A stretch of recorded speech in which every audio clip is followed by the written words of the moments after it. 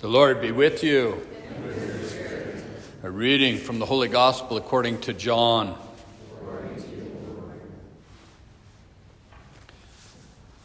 6 days before Passover, Jesus came to Bethany, where Lazarus was, whom Jesus had raised from the dead. They gave a dinner for him there, and Martha served, while Lazarus was one of those reclining at table with him. And Mary took a liter of costly perfumed oil made from genuine aromatic nard and anointed the feet of Jesus and dried them with her hair. The house was filled with the fragrance of the oil.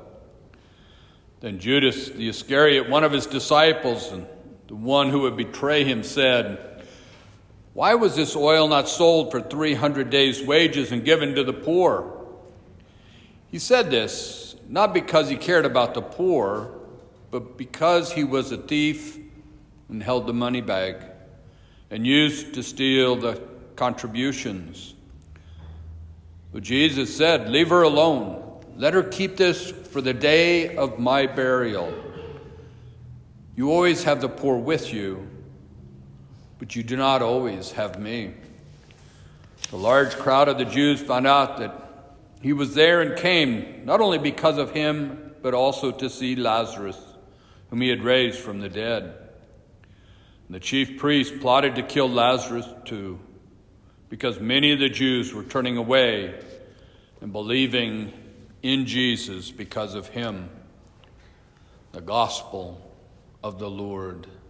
Praise to you, Lord Jesus Christ.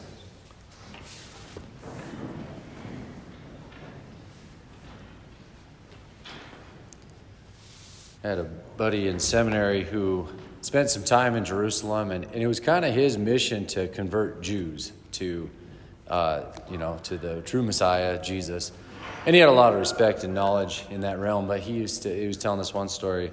He would use the suffering servant passages in Isaiah, which we just began here in our first reading. It's kind of Isaiah 42-ish through 53 in there, and it talks about that the Messiah would suffer, right? And that is a passage that a lot of Jewish people don't quite relate to the Messiah. I don't know. I can't speak for them necessarily, but this one instance I can.